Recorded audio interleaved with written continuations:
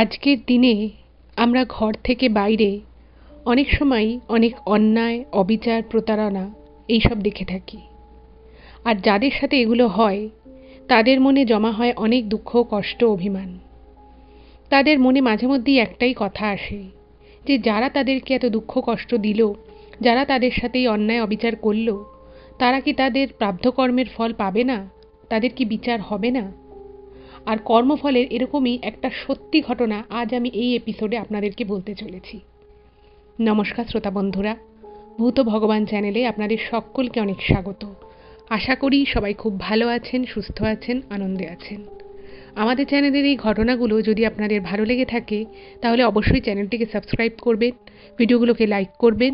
পুরো ঘটনাটা শোনার পরে আপনাদের ঠিক কেমন লাগলো সেই মূল্যবান মতামত জানাতে কিন্তু একদম ভুলবেন না।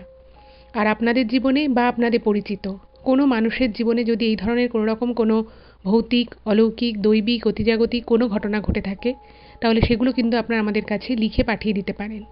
তার জন্য আপনাদেরকে আমাদের চ্যানেলের অ্যাবাউট সেকশানে যেতে হবে। দেখবেন সেখানে আমাদের ইমেল আইডি মেনশন করা আছে। সেই ইমেল আইডিতে ইমেল করে আপনারা আপনাদের সেই ঘটনা আমাদের কাছে অনায়াসে পৌঁছে দিতে পারেন। আর যদি সম্ভব হয় সেই ঘটনা সম্পর্কিত কোনো ছবি বা ছোট ভিডিও সেটাও পাঠিয়ে দিতে পারেন। আর আমরা আপনাদের সকলের কাছে রিকোয়েস্ট করব আপনারা আপনাদের ফ্রেন্ড এবং ফ্যামিলির মধ্যে আমাদের চ্যানেলের এই ঘটনাগুলোকে একটু শেয়ার করে দিন। আপনারা ফেসবুক, হোয়াটসঅ্যাপ যে কোনো মাধ্যমে শেয়ার করতে পারেন, কোনো অসুবিধে নেই। আমরা এই চ্যানেল আর 5টা সাধারণ মানুষের জীবনে ঘটে যাওয়া বিভিন্ন রকমের ভৌতিক, অলৌকিক, দৈবিক, অতিজাগতিক এই ঘটনাগুলোই বলে থাকি। তাই আমার মনে হয় ঘটনাগুলো যদি আরও 5টা সাধারণ মানুষ শুনতে পারেন তারা সেগুলো শুনে অনেক কিছু জানতে পারবেন, বুঝতে পারবেন, শিখতে পারবেন। তার ফলে তারা অনেক বেশি সতর্ক, সজাগ হয়ে উঠতে পারবেন। তো আসুন বন্ধুরা, আমি আজকের ঘটনা আপনাদের সামনে উপস্থাপনা করা শুরু করছি। এখন আমি যে ঘটনাটা আপনাদের সামনে বলতে চলেছি সেই ঘটনাটা আমাকে কলকাতার হাজরা থেকে গীতশ্রী লিখে পাঠিয়েছে। মূল ঘটনাটা বলার আগে আমি ঘটনা সম্পর্কিত কয়েকটা কথা আপনাদেরকে বলে নিতে চাই, তাহলে আপনাদেরও ঘটনাটা বুঝতে সুবিধা হবে এবং আমারও বোঝাতে সুবিধা হবে। গীতশ্রীর ছোটবেলাটা, ছোট থেকে পুরো বড় হয়ে ওঠাটাই কিন্তু কলকাতা শহরে। এবং ওরা যে বাড়িতে থাকতো ছোটবেলা থেকেই সেটা ছিল একটা একান্নবর্তী পরিবার। সকলে মিলে, বাবা, কাকা, দাদু, ঠাকুমা সবাই মিলে একসাথে একটা সংসার। ছোট থেকে বড় হওয়াটা আর 5টা সাধারণ বাচ্চার মতোই ওরও ছিল। কিন্তু হঠাৎই সেখানে একটা ছন্দপতন ঘটে। যখন ওর ক্লাস 7-8-এ ও পড়ে, মানে 7 থেকে জাস্ট 8-এ উঠেছে, সেই সময় হঠাৎ করেই কিন্তু ওর বাবার কিছু একটা কারণে কোনো সমস্যা হয়েছিল। সেই সমস্যাটা এক্স্যাক্ট কী সমস্যা ছিল সেটা জানা যায়নি, বাট উনি খুব বিভিন্ন সময় খুব চিন্তিত থাকতেন। তো ওনাকে যখন ওনার বাড়ির লোক জিজ্ঞেস করতো যে হঠাৎ করে মানুষটার মধ্যে এত চেঞ্জ এসে গেছে, যে মানুষটা এত কথা বলতে ভালোবাসতো, লোকের সাথে গল্প করতে, মজা করতে ভালোবাসতো, সেই মানুষটা কিন্তু আস্তে আস্তে পুরো চুপ করে যায়। ঘরেও খুব দরকার ছাড়া কারোর সাথে কথা বলে না, এইরকম ব্যাপার। তো তাকে যখন সবাই মিলে জিজ্ঞেস করে তো তখন সে আর কি জানায় যে তার নাকি ব্যবসায় যেহেতু উনি করতেন, তো সেই ব্যবসায়িক এক বন্ধুর সাথে তার কিছু একটা নিয়ে ঝামেলা হয় বেশ কিছুদিন আগে। এবং সেই ঝামেলাটা এতটাই বড় পর্যায়ে চলে যায় যে দুই বন্ধুর মধ্যে একবারে মুখ দেখাদেখি বন্ধ। আচ্ছা, এইটা একটা ঘটনা ঘটে এবং সেই ঘটনাটা টাকা পয়সা সংক্রান্ত কোনো বিষয় নিয়েই ঝামেলাটা ছিল। তো বিষয়টা এতটাই পরবর্তী সময় বাড়াবাড়িতে চলে যায় যে ওই যে ওনার যে বন্ধু ছিল, সেই বন্ধু যেই বন্ধুর সাথে এই গীতশ্রীর বাবার একটা ব্যবসায়িক বিষয় নিয়ে ঝামেলা হয়, তো তারপরে তো দুজনের মধ্যে কোনো কন্ট্যাক্ট নেই, কিছু নেই। কিন্তু ওই ঘটনার 2 মাস পরে যেটা দেখা যায় যে ওই বন্ধুটি তিনি কিন্তু হঠাৎ করে আত্মহত্যা করেন। এবার এই খবরটা যখন গীতশ্রীর বাবার কাছে এসে পৌঁছয়, তিনি তো পুরো শকড। কারণ 2-3 মাস আগে তার সাথে এই ব্যবসায়িক কোনো টাকা পয়সার বিষয় নিয়ে ঝামেলা হয় এবং দুজনের কিন্তু একদম কাজের জায়গাটা পুরোপুরি আলাদা হয়ে যায়। ব্যবসায়িক ভিত্তিতেই এদের বহুদিন থেকেই পরিচয় ছিল, ভালো আর কি একটা সম্পর্ক ছিল, কিন্তু এই ঝামেলার পর থেকে কিন্তু দুজনের মধ্যে কোনো যোগাযোগ ছিল না। এবার যখন গীতশ্রীর বাবা খবর পায় যে ওই ভদ্রলোক মারা গেছেন, তিনি আত্মহত্যা করেছেন, উনি কিন্তু প্রচণ্ড ডিপ্রেশনে চলে যায়। এবার এমনই উনি ডিপ্রেশনে চলে যান যে আস্তে আস্তে উনি ওনার ব্যবসায়িক জায়গায়, যেখানে উনি আর কি ওনার যে ব্যবসাটা ছিল সেটাতেও কিন্তু উনি ঠিকমতো মন দিতে পারতেন না। আচ্ছা, এটা একটা দিক গেল। এবারে অন্য দিকে যেটা হলো গীতশ্রীদের বাড়িতে, সেখানেও কিন্তু একটু চেঞ্জেস আসতে শুরু করলো। যেহেতু ওর বাবা মেজর খরচাপাতি সংসারে চালাতেন, কিন্তু ওই যে বললাম যে ওনার সেই ব্যবসায়িক বন্ধুর আত্মহত্যার ঘটনাটা ওনাকে ভীষণভাবে নাড়া দিয়ে গেছিল। আর উনি খুব সেন্সিটিভ একজন মানুষ ছিলেন। তো ফলে নিজে ব্যবসাটা ঠিকমতো চালাতে পারছিলেন না। ফলে সংসারে কিন্তু টাকা পয়সা দেওয়ার ব্যাপারটা কমে যায়। এবার গীতশ্রীর বাবা কিন্তু সবথেকে বড় ভাই ছিল বাড়ির, তারপরে আরও দুটো ভাই। এবার সবাই পুরো একান্নবর্তী একটা পরিবার ছিল। এবার যেহেতু দেখা গেল যে যে মানুষটা সবথেকে বেশি টাকা দিত সে ঠিকমতো টাকা পয়সা দিতে পারছে না, সংসারে একটা অশান্তি সৃষ্টি হলো। অশান্তি শুধু সৃষ্টি হয় তাই নয়, ওই বাড়িটার মধ্যেই সবাই কিন্তু 3 ভাই আলাদা আলাদা হয়ে যায়, মানে তাদের খাওয়া দাওয়াটাও পুরোপুরি আলাদা হয়ে যায়। আর ওর যে দাদু ঠাকুমা ছিল, সেই দাদু ঠাকুমা যখন যে ছেলের কাছে ইচ্ছে হতো তারা থাকতো, এবং তাদেরও একটা নিজস্ব ওখানে ঘর ছিল, এবং কখনো কখনো তারা নিজেদের ঘরেই খাবার দাবার রান্না করে খেত। তো হঠাৎ করে একটা হাসি খুশি সচ্ছল পরিবার যখন এইরকম একটা সিচুয়েশনের মধ্যে পড়ে যায়, তো বুঝতেই পারছেন যে সকলের মানসিকতাটা, মানে মানসিকভাবে সবাই খুব বিধ্বস্ত হয়ে পড়ে। আর গীতশ্রী বাড়ির একমাত্র মেয়ে, মানে ওর বাবা মায়ের একমাত্র মেয়ে আর কি। তো ও যখন এই বিষয়টাকে দেখে, তখনও মোটামুটি বড় হয়েছে, ক্লাস 8-এ পড়ে। ও বাড়িতে কি ঘটছে না ঘটছে সেটা সম্পূর্ণটাই ও কিন্তু বুঝতে পারতো। ও কখনো কাউকে কিছু বলতো না, বা ওকেও কেউ কিছু কখনো বলতো না, কিন্তু ও ব্যাপারটা বুঝতে পারতো। এইবারে ওদের যেখানে হাজরাত এলাকাতে আর কি ওদের বাড়ি ছিল, সেখানে যে বাড়িটা ছিল সেই বাড়িটা হঠাৎ করেই, মানে বাকি যে 2 ভাই ছিল, তারপর ওর দাদু ঠাকুমা সবাই মিলে ঠিক করে যে বাড়িটা ওরা প্রমোটিংয়ে দেবে, মানে ওখানে কোনো প্রমোটারের হাতে দেবে, জায়গাটা একটা ফ্ল্যাট হবে। তো প্রথম প্রথম কিন্তু এই গীতশ্রীর বাবার সেই বিষয়টাকে একদমই উনি মানে পাত্তা দেননি। উনি বলেছিলেন যে না, এই বাড়িটাকে প্রমোটারের হাতে দেওয়ার দরকার নেই, আমরা তো ঠিকঠাকই আছি। তো পারিপার্শ্বিক থেকে সবাই একটা চাপ দিতে থাকে। গীতশ্রীর বাবার যে আরও 2 যে ভাই ছিলেন তারাও বলেন যে সবার আলাদা আলাদা তো আমরা রয়েছি, সবাই আলাদা আলাদা একটা করে ফ্ল্যাট পাবো, এটাতে খারাপ কি, এটাই করা হোক। তো খুব, মানে ওনার কিন্তু সেই বিষয়টা নিয়ে খুব শকড হয়েছিলেন উনি, যে বাড়িটা হঠাৎ করে প্রমোটারের কাছে চলে যাবে, এই বিষয়টা উনি একদমই মন থেকে মানতে পারেননি। তার মধ্যে ওই যবে থেকে উনি শুনেছিলেন যে ওনার সেই ব্যবসায়িক বন্ধু আত্মহত্যা করেছে, উনি প্রচণ্ড রকমভাবে ভিতর ভিতরে ভেঙে পড়েছিলেন। কিন্তু কিছু কিছু মানুষ আছে একটু চাপা প্রকৃতির হয়, তারা কিন্তু যতটা কষ্ট পায় ভিতরে ভিতরে ততটা কিন্তু তারা প্রকাশ করে না। আর কিছুটা সেই প্রকৃতিরই মানুষ ছিল এই গীতশ্রীর বাবা। তো তিনি তখন আর মতবিরোধ করেননি, কারণ উনি বুঝতে পারেন যে বাড়ির সবাই চাইছে যে জায়গাটাকে প্রমোটিং করা হোক। তো উনি তখন বলেন যে ঠিক আছে। এবারে মানে বললেই তো আর কাজ শুরু হয়ে যায় না। তো মোটামুটি ওরা বাড়িটাকে ফাঁকা করে দিল, এবং বাড়িটা ফাঁকা হওয়ার পরে সবাই কিন্তু আলাদা আলাদা করে বিভিন্ন বিভিন্ন যার যেরকম সুবিধা হয়েছে, মানে কাজের ক্ষেত্রে যার যেরকম সুবিধা হবে সে সেরকম জায়গায় বাড়ি ভাড়া নিয়ে চলে যায়। এবার গীতশ্রী স্কুল যেহেতু ওখানটাতেই ছিল, আর ওর বাবার ব্যবসায়টা মোটামুটি কাছাকাছিই ছিল ওখান থেকে, তো ওনার কি করে ওখানেই একটা ফ্ল্যাটে ভাড়া উঠে যায়। এইবারে ওই ফ্ল্যাটে ভাড়া ওঠার পর থেকে আরও মনে হলো যেন ওর বাবা মানে একেবারে কোণঠাসা হয়ে পড়লেন। যে মানুষটা, মানে একদম ওর বাবার ভিতরে চেঞ্জ দেখা গেল, প্রচণ্ড রকমভাবে চেঞ্জ। উনি মানে কোনো রকমে ব্যবসার ওখানে যেতেন, একটু তদারকি করতেন, আবার চলে আসতেন, সারাক্ষণ বাড়িতেই থাকতেন, এবং যখনই উনি কথা বলতেন ওই সেই যে বন্ধু আত্মহত্যা করেছে সেই বিষয়ে উনি কথা বলতেন। যাই হোক, এইরকম করে কিছুদিন যাওয়ার পরে হঠাৎ করেই কিন্তু মানে এই গীতশ্রীর বাবার খুব শরীর খারাপ হয়ে যায়। মানে মানসিক দিক থেকে উনি খাওয়া দাওয়া কমিয়ে দিয়েছে, মানসিক দিকটাও একদম ঠিক ছিল না। সব কিছু মিলিয়ে একটা এমন খারাপ পরিস্থিতি চলে আসে যে ওর বাবাকে আর বাঁচানো যায় না, উনিও মারা যান। এবং এখানে একটা জিনিস বলে রাখি, যেটা ও লিখেছে ইমেলে, যেই সময় ওর বাবা মারা গেছিলেন সেই সময় কিন্তু ওরা ওই বাড়িটায়, মানে ওই ফ্ল্যাটটায় ভাড়া এসেছিল। তো ওরা তো মানে একটা প্রবল শকে চলে গেছে, মানে এটা একেবারেই প্রেডিক্টেবল ছিল না ওদের কাছে। অসুস্থ তো সব মানুষই হতে পারে, কিন্তু মারা যাবে সেটা ওরা জানতো না। আর তখন ওদের পরিবারের একটা এমন অবস্থা যে মানে সব কিছু যেন একেবারে মানে এদিক ওদিক হয়ে গেছে, সব কিছু আগের মতো আর নেই। যেভাবে আগে যেমন একটা পুরো পরিবার ছিল, সমস্ত সুখ দুঃখ একসাথে সবাই ভাগ করে নেওয়ার, মানে একটা একান্নবর্তী পরিবারে, মানে আপনারাও যারা ঘটনা শুনছেন তারাও জানেন যে একটা একান্নবর্তী পরিবারে কিন্তু কোনো যদি অঘটনও ঘটে সেটাকেও সামাল দেওয়ার জন্য অনেকে থাকে, কিন্তু নিউক্লিয়ার ফ্যামিলিতে কিন্তু সেই বিষয়টা একেবারেই হয় না। তো ওদের ক্ষেত্রেও কিন্তু ব্যাপারটা সেরকমই হয়ে দাঁড়ালো।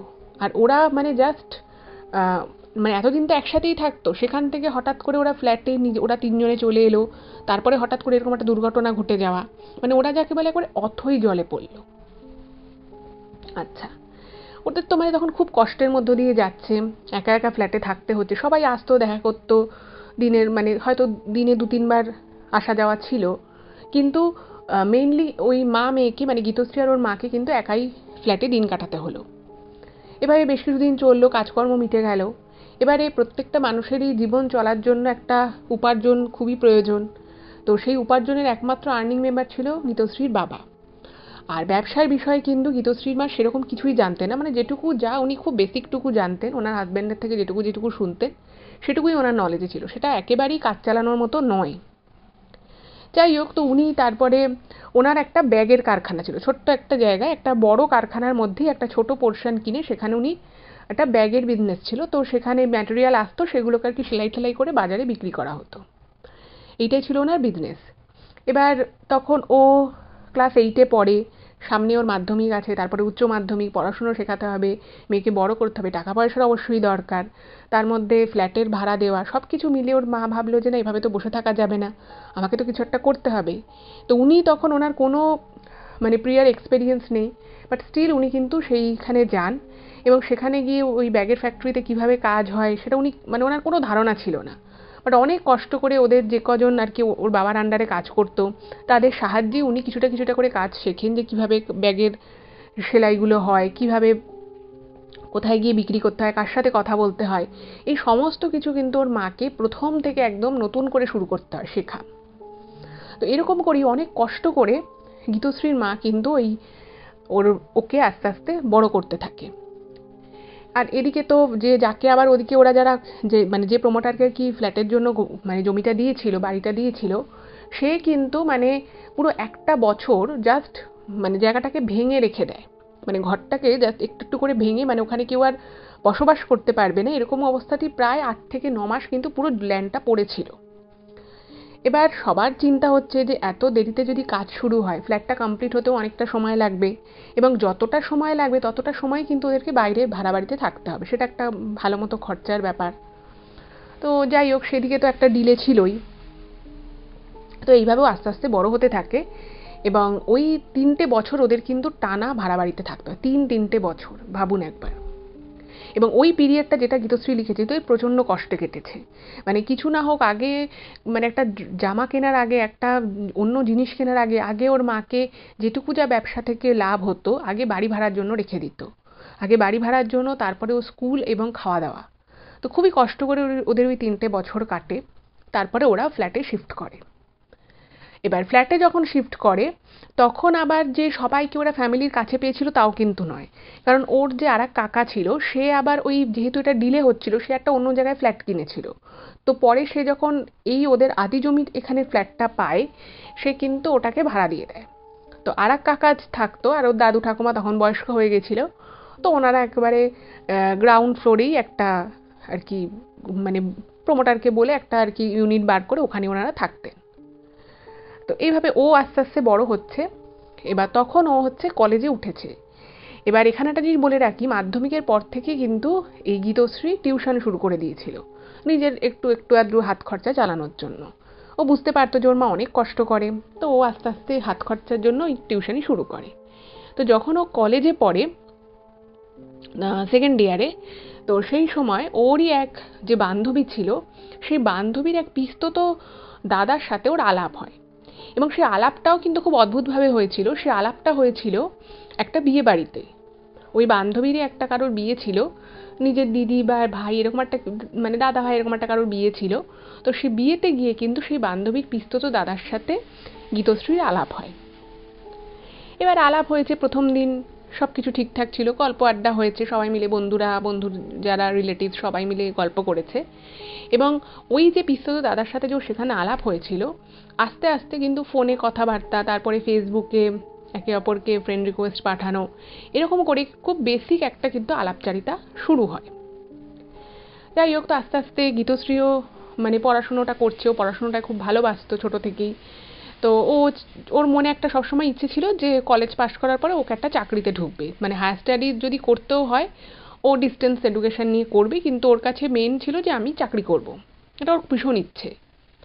যাই হোক, তো আস্তে আস্তে ওই বান্ধবীর যে পিসতো দাদা ছিল, তো আচ্ছা এখানে একটা জিনিস বলে রাখি, এই ওর বান্ধবীর যে পিসতো দাদা, তার নামটা ও এখানে ইমেলে উল্লেখ করেনি। ও লিখেছে যে ও তার নামটা পাবলিকলি বলতে চায় না।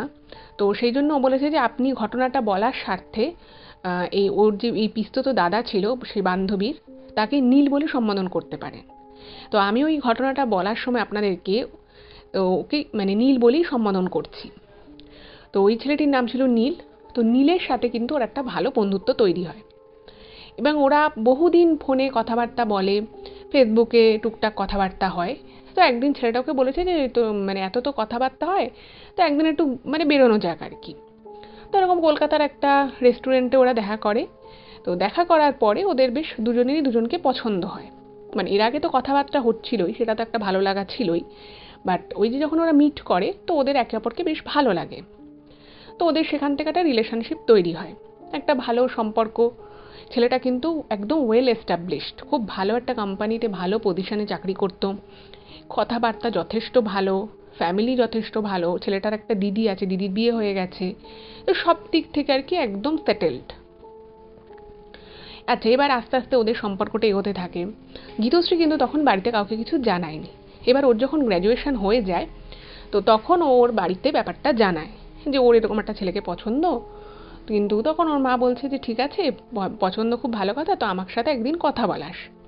তো গীতশ্রী কী করেছে, ফোনে একদিন ওর ছেলেটার সাথে কথা বলেছে। তো ছেলেটাও খুব ভালো মতো কথা বলে এবং ওর মায়েরও কিন্তু বেশ পছন্দ হয় নীলকে।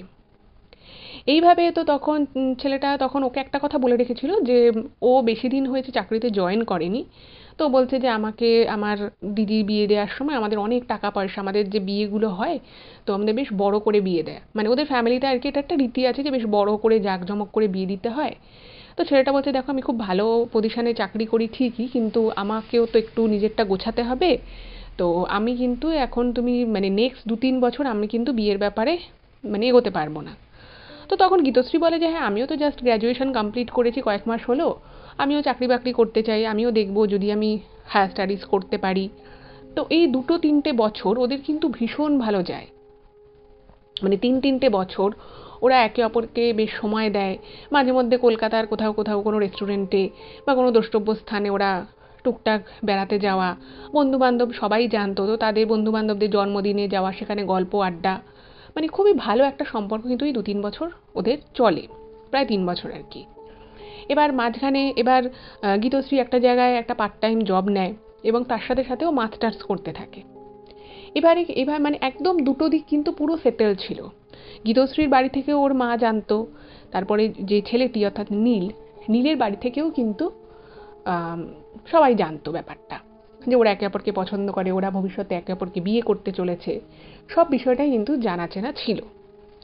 এইবারে এরকম করে যখন 3 বছর অতিক্রান্ত হয়ে গেছে, তো তখন গীতশ্রীর মা একা, উনি ভাবছেন যে মেয়েটার বাবা নেই, ওকে যত তাড়াতাড়ি সম্ভব পাত্রস্থ করলেই তো ভালো হয়, কারণ ছেলেটাকেও চেনা বহুদিন থেকেই, মোটামুটি তখন একে অপরকে চেনে 4 বছর হয়ে গেছে, মানে প্রায় 5 বছর আর কি। তো তখন একদিন গীতশ্রীকে ওর মা বলছে যে আমি কিন্তু মোটামুটি যা আমার, ওনারও কিছু কিছু প্ল্যানিং ছিল, বলছে যে আমি মোটামুটি টাকা পয়সা জমিয়েছি, তো এবার যদি তোরা চাস তাহলে কিন্তু বিয়েটা করে নে, আর দেরি করিস না। তো গীতশ্রীও তখন ছেলেটাকে বলল যে এবার তো আমরা বিয়ে করে নিতে পারি। তো আচ্ছা এখানে এবার একটা কথা বলে রাখি, সেটা হচ্ছে যে মাঝখানে ছেলেটা খুব ভালো একটা কাজকর্ম করতো, সব কিছু সেটেল ছিল, সবই ঠিক আছে, কিন্তু মাঝখানে ছেলেটা মানে একটা সমস্যার মধ্যে পড়েছিল, একটুখানি ফিনান্সিয়াল আর কি একটা ক্রাইসিসের মধ্যে পড়ে। যতই ভালো কাজ করুক না কেন, ও একটা খুব দামি দুটো ল্যাপটপ কিনেছিল এবং তার মধ্যে ওর একটা ল্যাপটপ চুরি হয়ে যায়। হুম। তো সেই সময় কিন্তু ওরকম একটা দামি ল্যাপটপের পুরো টাকাটা কিন্তু এই গীতশ্রী নিজেই দিয়েছিল। মানে দুজনের মধ্যে একটা ভালো সম্পর্ক রয়েছে, একে অপরকে ভবিষ্যতে বিয়ে করতে চলেছে, তো অত কিছু ভাবেনি, ওর নিজের যত সেভিংস ছিল পুরোটা দিয়ে কিন্তু ওই ল্যাপটপটা ওকে গিফট করে। তো এরকম টুকটাক টুকটাক ছেলেটাও ওর জন্য করতো না, একেবারে তা নয়, করতো, কিন্তু এইভাবে কিন্তু ওদের সম্পর্কটা একটা খুব স্ট্রং ছিল। তো এইভাবে যখন হতে হতে যায়, তো তখন গীতশ্রীও ছেলেটিকে বলে যে আমাদের তো এবার তাহলে বিয়ে ঠিয়ে করে নেওয়া উচিত, অনেক দিনই হলো আমরা এভাবে একে অপরকে চিনি জানি, আমাদের তো মোটামুটি সব কিছু সেট আপই আছে, আর বাকি আমাদের কেরিয়ারে যা উন্নতি করার বা যা যা কাজকর্ম করার সেটা তো আমরা বিয়ের পরেও কন্টিনিউ করতে পারি। তো ছেলেটা তখন বলে হ্যাঁ এটা তুমি ঠিকই বলেছো, ঠিক আছে আমি বাড়িতে কথা বলবো। তো বাড়িতে ছেলেটি কথা বলে, ছেলেটির বাড়ি থেকেও রাজি হয়ে যায়, বলে হ্যাঁ আমরা তো চাই তুই বিয়ে কর। তো ওটা একদিন কি হয়, গীতশ্রীর মা আর গীতশ্রী ও ছেলেটির বাড়ি যায়। বাড়ি গিয়ে দেখছে বেশ ভালো, বাড়ি ঘরদোর খুবই ভালো, ছেলেটির একটি দিদি আছে বিবাহিতা, তিনিও যথেষ্ট ভালো। তো সবার সাথে কথাবার্তা ঠিক হয়ে একটা বিয়ের দিন স্থির হয়ে যায়। বিয়ের দিন স্থির হয়েছে। আর ছেলেটির যে বাড়িটা ছিল সেই বাড়িতে মানে ওর বাবা মা দিদি সবার ব্যবহার ভীষণই ভালো, সবাই একটা শিক্ষিত মার্জিত কথাবার্তা, সব কিছু ভীষণই আর কি পজিটিভই লাগে ওদের। বিয়ের ডেটও ফিক্স হয়ে যায়। এইবার এখান থেকে কিন্তু একটা টার্নিং পয়েন্ট শুরু এই ঘটনাটার। সেটা হচ্ছে যে যবে থেকে বিয়ের ডেট ফিক্স হয়ে যায়, ঠিক তার পরের দিন থেকেই ছেলেটি মানে কোথাও না কোথাও মানে যখন বিয়ের ডেট ফিক্স হয়ে যায় তখন ওদের 3 মাস আর কি হাতে সময় রয়েছে, 3 থেকে 4 মাস মতো সময় ছিল। এবার হ্যাঁ 4 মাসটা হয়তো খুব মানে বেশি সময় নয়, বিয়ের এই ধরনের অনেক রকমের প্রস্তুতি থাকে। তো প্রথম ও ভাবে যে যেহেতু বিয়ের আর বেশি দেরি নেই, মাত্র প্রায় 4 মাস আগে ঠিক হলো বিয়েটা, তো ও ভাবে যে সেই জন্য হয়তো একটা চরম ব্যস্ততার মধ্যে ওরা রয়েছে। তো ও মাঝে মধ্যে জিজ্ঞেস করতো ছেলেটাকে যে কি তোমাদের প্রস্তুতি কেমন, তোমাদের বাড়ি বুক হয়েছে কিনা, কোন বাড়িটা বুক করলে, এরকম টুকটাক যেরকম আর কি জেনারেল কথা হয়। কিন্তু গীতশ্রী খেয়াল করতে থাকে যে যত দিন যাচ্ছে ওই ছেলেটা মানে একটু হলেও গীতশ্রীকে অ্যাভয়েড করছে, মানে ঠিকমতো কথা বলতে চাইছে না। আগে যেখানে মানে যে কোনো বিষয়ে অনেক কথা বলতো, অনেক কিছু শেয়ার করতো, সেখানেও দেখতে পাচ্ছে যে সেই আগের মতো কিন্তু আরও কথা বলছে না। এবারে দেখুন প্রথম যখন একটা চেঞ্জেস মানুষ লক্ষ্য করে, প্রথমেই তার মানুষের মনে তার বিশাল কিছু আসে না। তো ও ভাবে যে হয়তো বিয়ের বিভিন্ন কাজকর্ম, যেহেতু ও বাড়িতে একটাই ছেলে তো ওকেই করতে হচ্ছে, সেরকম কিছু হয়তো একটা ব্যাপার থাকতে পারে। ও প্রথম ব্যাপারটাকে ইগনোর করতো। কিন্তু কিছুদিন এইভাবে চলার পরে ও বুঝতে পারে যে কোথাও একটা সমস্যা হচ্ছে। তো ও তখন ছেলেটিকে জিজ্ঞেস করে যে তোমার কি কোনো সমস্যা হচ্ছে, তুমি আজকাল ঠিকমতো আমার সাথে কথা বলো না, আমাদের বিয়ে ঠিক হয়েছে, আমাদের এই সময় অনেক মানে আমরা দুজনেরই একটা এক্সাইটমেন্ট কাজ করার কথা, তুমি আমাকে শেয়ার করবে বিভিন্ন কথা, আমি তোমাকে শেয়ার করব, আগে যেরকম আমরা কথা বলতাম তুমি তো সেরকম করে আমার সাথে আর কথা বলছো না, তুমি ফোন করলে ফোন রেখে দাও, কি ব্যাপার? তো ছেলেটা বলে যে না সবই ঠিক আছে, আসলে বিয়ে তো ঠিক হয়েই গেছে, এখন তো প্রচুর কাজকর্মের চাপ আর অফিসেরও কাজের চাপ বেড়েছে, তো সেই জন্যই আমি তোমার সাথে হয়তো একটু কম কথা বলছি, তুমি ব্যাপারটাকে নিয়ে কিছু ভেবো না। এটা একটা গেল। আচ্ছা এবার যেটা গীতশ্রী লিখেছে যে মাঝে মধ্যেই বিয়েটা ঠিক হওয়ার আগে মাঝে মধ্যেই কিন্তু এই ছেলেটির মা গীতশ্রীকে ফোন করতো, মাঝে মধ্যে আর কি, সপ্তাহে হয়তো একদিন ফোন করলো কি সপ্তাহে 2 দিন ফোন করলো, এরকম কথা হতো। তো এই যবে থেকে বিয়েটা ফিক্স হলো তারপর থেকে দেখতো যে ওই ছেলেটির মা ওকে কিন্তু খুব একটা ফোন করতো না। আর যদি বা ফোন করতো বা গীতশ্রী হয়তো ফোন করলো, খুব যে ভালো করে কথা বলতো সেটা কিন্তু নয়। মানে কোথাও না কোথাও গীতশ্রী একটা চেঞ্জেস যে ছেলে আর মায়ের মধ্যে হয়েছে সেটা কিন্তু ও মানে আইডেন্টিফাই করতে পারে, কিন্তু সেই চেঞ্জেসটা কেন এসছে, কী জন্য এসছে, কিছুই বুঝতে পারে না। আচ্ছা এবারে জিনিস একটা বলি, সেটা হচ্ছে যে যখন ওই মানে বিয়ের ডেটটা ফিক্স হওয়ার পরে এই গীতশ্রীর মায়ের সাথে নীলের মায়ের কিন্তু কথা হয়, এবং সেখানে যে কোন পক্ষ থেকে কতজন লোক আসতে পারে তার কিন্তু একটা মোটামুটি এস্টিমেশন দিয়ে দেয়, যে বলে যে এরকমই লোক আমাদের বাড়ি থেকে যাবে। গীতশ্রীরাও বলে দেয় যে আমার আত্মীয় স্বজন সমস্ত কিছু মিলিয়ে ওই হয়তো 100 জন মতো কন্যাযাত্রী যাবে। আর নীলের বাড়ি থেকে বলেছিল যে ওদেরও বরযাত্রী হিসেবে হয়তো ওই 150 জন মতো আসবে। তো এটা কিন্তু মানে ওদের যবে বিয়ে ফিক্স হয় ঠিক তার 1 থেকে 1.5 সপ্তাহের মধ্যে এই সমস্ত কথা, তারপরে ওদের প্রণামীতে কি কি আসবে না আসবে এই জিনিসগুলো কিন্তু হয়ে যায় কথাবার্তা। আর কোনো রকম কোনো সোনা গয়না দিতে হবে বা কোনো আসবাবপত্র দিতে হবে, গয়নাগাটি এতটাই দিতে হবে, এই টাইপের কোনো কথাই কিন্তু কিছুই হয়নি, দুই পক্ষ থেকে কোনো কারোরই কিছু হয়নি। আর যেহেতু আগে থেকেই নিজেদের মধ্যে চেনা জানা রয়েছে, একটা ভালোবাসার সম্পর্ক রয়েছে, ফলে এরকম কথাবার্তা যে উঠতে পারে সেটাও একটা খুবই অদ্ভুত ব্যাপার ছিল, যে মানে ওরা ভাবতেই পারেনি।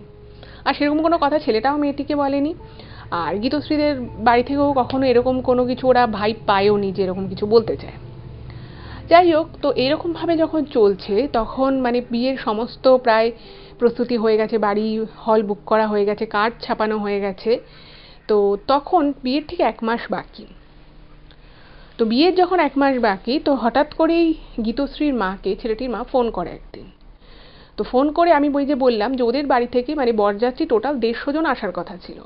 তো বলেছিল যে হয়তো মানে 150 জন তো হবেই না, হয়তো 5-7 জন 10 জন মতো কমও হতে পারে, তো আপনারা মোটামুটি 150 ধরে রাখুন।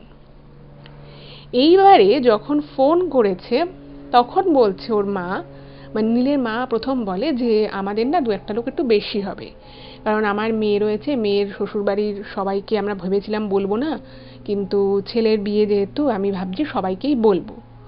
তো এবার দেখুন, মানে এমনিতে মেয়ের যারা শ্বশুর শাশুড়ি একদম বাড়ির মধ্যে যারা থাকে তাদেরকে তো আগে থেকেই ধরা ছিল, আলাদা করে তাদেরকে ধরার কিছু ছিল না। বাট যখন এই কথাটা নীলের মা গীতশ্রীর মাকে বলে, তো ওর মা বলছে হ্যাঁ হ্যাঁ নিশ্চয়ই বলুন, কোনো অসুবিধে নেই। তখন বলছে যে কতজন এক্সট্রা হবে, 5 জন, 10 জন, 12 জন, 15 জন?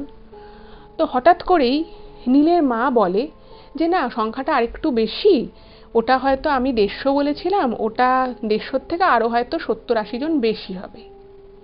এবার ভাবুন, উনি কথাটা বললেন যে ওনার মেয়ে শ্বশুরবাড়িতে উনি আরও যারা রয়েছে তাদেরকে বলবেন। এবার সেটা ম্যাক্সিমাম কত হতে পারে? 10 জন, 15 জন, 20 জন, 30 জন?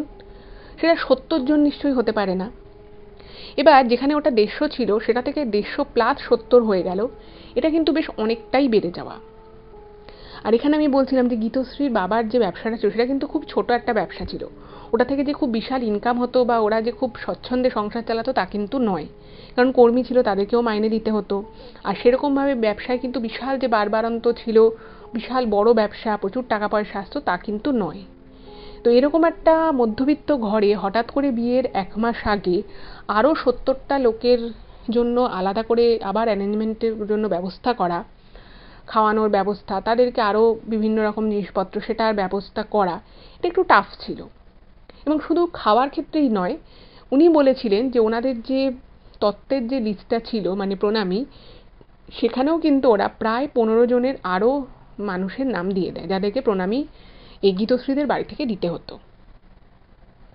এই দুটো জিনিস যখন বলে তখন গীতশ্রীর মা একটু অবাক হয় যে বিয়ের 1 মাস আগে 70টা লোকের জন্য আরও অ্যারেঞ্জমেন্ট করা, প্লাস আরও 15 থেকে 20টা প্রণামী বাড়ানো, এটা কিন্তু ওদের কাছে বেশ অনেকটা চাপের হয়ে যায়। কিন্তু মেয়ের বিয়ে বলে কথা, উনি কিন্তু সেটাকে একদম হাসি মুখেই তখনকার মতো মেনে নেন। উনি বলেন যে ঠিক আছে, আমি আপনার কোনো অসুবিধে নেই, আপনি আরও 70টা লোককে নিয়ে আসুন, কোনো ব্যাপার না, কোনো মানে অযত্ন হবে না, আমি সমস্ত ব্যবস্থা করে নেব। এই বিষয়টা যখন গীতশ্রীর কানে আসে, ও না খুব অবাক হয়ে যায়। ও ভাবছে যে ওর সাথে ছেলেটার রোজই কথা হচ্ছে, এরকম যে কিছু ব্যাপার হয়েছে, একটা দুটো নয়, 70টা লোক এক্সট্রা, এটা কিন্তু ওর খুব অড লাগে। ও তখন ছেলেটিকে জিজ্ঞেস করে যে তুমি তো আমাকে কিছু বললে না যে 70টা লোক এক্সট্রা হচ্ছে, আর প্রণামীতে মোটামুটি তুমি জানো আমাদের বাড়ির কীরকম অবস্থা, আমরাও খুব একটা তোমাদেরকে চাপ দিচ্ছি না, এমনিতে তোমরা যা লিস্ট দিয়েছো সেটা অলরেডি বেশি, তারপরে তোমরা আরও 15 জন আত্মীয়ের জন্য প্রণামীর জিনিসপত্র চাইছো, এটা কি একটু বেশি বাড়াবাড়ি হয়ে যাচ্ছে না? এই কথাটা যখন গীতশ্রী বলে তখন কিন্তু ওই ছেলেটি অর্থাৎ নীল, সে কিন্তু প্রচণ্ড রেগে যায়। এবং সে মানে হঠাৎ করেই যে ছেলেটা এত শান্তশিষ্ট, ভালোভাবে ওর সাথে কথা বলতো, মানে প্রায় 5 বছর ধরে একে অপরকে চেনে, সেই মানুষ কিন্তু একেবারে রেগে মানে একেবারে তেলে বেগুনে জ্বলে ওঠে। এবং সে তখন ওকে বেশ কিছু কথা শুনিয়ে দেয় যে ঠিক আছে, তোমাদের অসুবিধে হলে দিতে হবে না, আমি ভাবিনি যে তোমাদের এরকম মানসিকতা, এরকম নানান টাইপের কথা বলে। তো এগুলো শুনে তো গীতশ্রীও খুব অবাক হয়ে যায় যে একে তো ওরা শেষ মুহূর্তে মাত্র হাতে 1 মাস সময়, তাতে ওরা এতজনের জন্য ওরা বাড়িয়ে দিয়েছে, প্লাস বলছে যে 15 জনের জন্য আরও প্রণামী দিতে। তারপরে ছেলেটা ওকে এর আগে কিছুই জানালো না, উল্টে ছেলেটাকে এটা বলার পরে ও এরকমভাবে রেগে যাওয়া, এই বিষয়টা কিন্তু গীতশ্রীর খুব খারাপ লাগে। তো ওর সাথে সেদিন ছেলেটার একটু মন কষাকষি হয় এই নিয়ে। তো সেটা গীতশ্রীর মা যখন শুনতে পায়, ওকে বলে যে না, তুমি এই বিষয়ের মধ্যে ঢুকো না, আমি সব ব্যবস্থা করে নেবো, এত তুমি তো একটা মেয়ে, বলছে যে আমি তো তোর জন্যই সব কিছু করছি, তো এইটুকু আমি এক্সট্রা করতে পারবো না, ছেড়ে দেও, সব নিয়ে কিছু বলার দরকার নেই। তো ও চুপচাপ হয়ে যায়, ও আর কিছু বলে না। কিন্তু মনে মনে কিন্তু যেটা গীতশ্রী লিখেছে ইমেলে, যে সেই দিন যেদিন আর কি ওই নীলের মা ওর বাড়িতে ফোন করে, সেদিনই ওর মনে কোথাও একটা খুব জোরে খটকা লাগে যে হঠাৎ করে এরকম কেন হলো।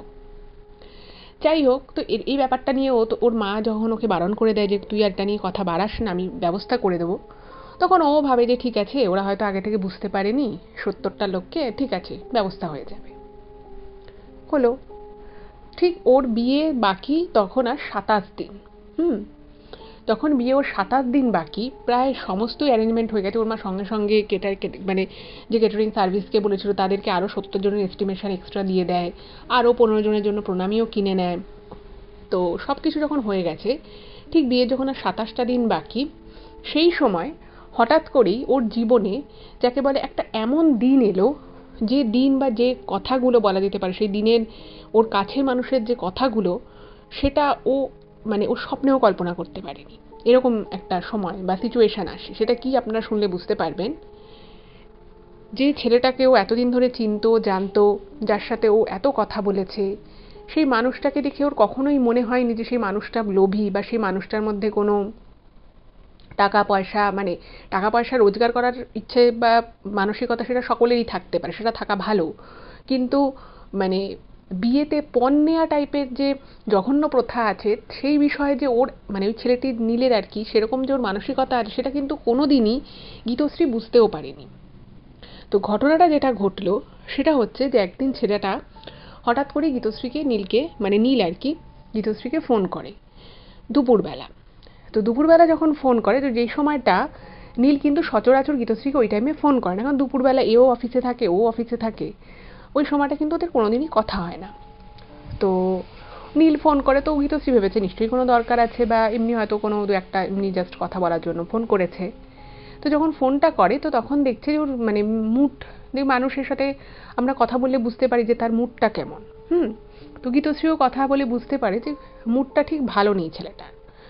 তো বলছে যে আজকে আমার মা কিছু ইম্পর্টেন্ট কথা বলবে, তো সেই কথাগুলো কিন্তু যখন বলবে তখন তুমিও কিন্তু থেকো, আর আমি আগে থেকে, তুমি আগেরবার আমাকে বলেছিলে যে তোমাকে আমি আগে থেকে কেন জানাইনি, তো আমি এবারে তোমাকে আগে থেকে জানিয়ে রাখলাম, আমার মা আজকে তোমার মাকে ফোন করবে এবং বেশ কিছু দরকারি কথা বলবে।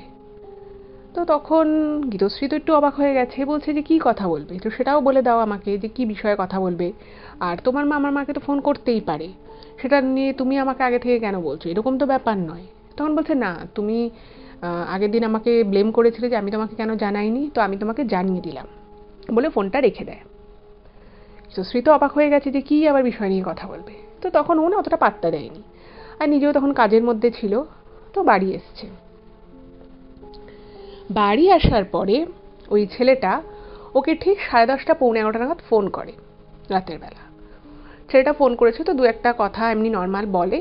তো তারপরেই সেই সময় ওর মায়ের ফোনে, মানে গীতশ্রীর মায়ের ফোনে নীলের মায়ের ফোনটা আসে। তো গীতশ্রীর মা ফোনটা তুলেছে। ফোনটা তোলার পরে যে কথাগুলো নীলের মা বলেছিল গীতশ্রীর মাকে, সেটা কিন্তু মানে যে কোনো মানুষের আত্মসম্মানে লাগার পক্ষে যথেষ্ট। কথাগুলো আপনারা শুনলেও বুঝতে পারবেন। গীতশ্রীর মাকে ওই ছেলেটির মা বলে যে আমার ছেলে প্রচুর শিক্ষিত, আমাদের বড় দোতলা বাড়ি রয়েছে, আমার মেয়ের যথেষ্ট ভালো বাড়িতে বিয়ে হয়েছে, তাদের একটা আলাদা স্ট্যান্ডার্ড রয়েছে, আর আমরা কিন্তু প্রচণ্ড বড় করে বিয়ের অনুষ্ঠান করে বিয়ে দিই, মানে আমার ছেলেরও যে রিসেপশন হবে সেটা কিন্তু অনেক বড় একটা কলকাতার হোটেল ভাড়া করে হচ্ছে, সেখানে প্রচুর লোকজন আসবে, সমস্ত কিছু আমাদের কিন্তু খুব লাক্সারি ওয়েতে হয়, মানে এরকমভাবেই কথা বলে। এবং শুধু এই কথা বলে তাই নয়, বলে যে আমাদের যে ছেলের যে ঘর থাকবে সেখানে ছেলের তো নিজস্ব সমস্ত জিনিসপত্রই আছে, কিন্তু আমরা চাই যে আমাদেরও তো মানে প্রচুর লোকজনের সাথে পরিচিত আছে, আমার মেয়ের যে শ্বশুরবাড়ির লোক তারাও প্রচণ্ড বড় লোক, আমরা আমাদের মেয়ের বিয়েতে প্রচুর জিনিসপত্র দিয়েছি, কিন্তু আমাদেরকেও তো দেখাতে হবে যে আমার ছেলে যাকে বিয়ে করেছে তারাও যথেষ্ট সম্ভ্রান্ত, যথেষ্ট পয়সাওয়ালা বাড়ি থেকে বিলং করে। তো আপনি একটা কাজ করুন, আপনি যদি কিনতে না পারেন, আপনার পক্ষে যদি আলাদা আলাদা জায়গায় গিয়ে, আপনি একা মানুষ, আপনার পক্ষে তো কেনা সম্ভব নয়, তো আপনি আমার ছেলেকে 12 লাখ টাকা দিয়ে দেবেন, এবং সেই 12 লাখ টাকা দিয়ে আমরা ঘরটাকে পুরো সাজাবো, মানে নতুন, বলছে যে আমার ছেলের খাট আছে, এসি আছে, সবই আছে, কিন্তু তবু আমরা ঘরটাকে পুরো নতুন করে রিমডেলিং করব, সমস্ত নতুন ফার্নিচার দেবো এবং সেগুলো কিন্তু যথেষ্ট মানে আমাদের বাড়ির সব কিছুই খুব এক্সপেন্সিভ, তো আপনি তো কিনতে পারবেন না হয়তো, তো আপনি 12 লাখ টাকা আমার ছেলেকে দিয়ে দেবেন, কারণ আমাদের এটা একটা স্ট্যাটাস সিম্বলের মতো ব্যাপার। একবার ভাবুন, বিয়ের আর 27 দিন বাকি, যার সাথে মেয়েটির বিয়ে হতে চলেছে সে তাকে প্রায় 5 বছর ধরে চেনে জানে, একে অপরকে মানে সঙ্গে অনেকটাই মানে যথেষ্ট একে অপরকে সম্পর্কে জানে, সময় কাটিয়েছে। সেরকম একটা স্টেজে এসে যেখানে মানে গীতশ্রীর কখনোই ছেলেটাকে লোভী বলে মনে হয়নি, কখনোই মনে হয়নি যে নিজেদের স্ট্যাটাস দেখাতে ছেলেটা খুব পছন্দ করে, পাঁচটা বছর একে অপরকে দেখেছে চিনেছে, সেখানে হঠাৎ করেই বিয়ের 27 দিন আগে এরকম একটা কথা যখন গীতশ্রীর মা শোনে, উনি হতভম্ব হয়ে যান এবং তার থেকেও বেশি শকড হয়ে পড়ে গীতশ্রী নিজে।